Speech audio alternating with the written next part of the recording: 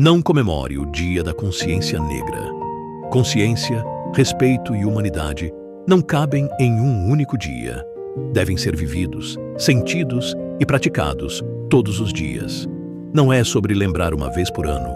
É sobre honrar histórias todos os dias. É sobre enxergar além da cor. É sobre valorizar cada vida, cada luta, cada conquista. Respeito diário muda mais que qualquer data. Empatia diária cura mais que qualquer discurso. Atitude diária transforma mais que qualquer comemoração. Porque ser consciente não é um evento, é um compromisso. É um jeito de viver. É escolher ser melhor hoje, amanhã e sempre. Todos os dias são dias de respeito.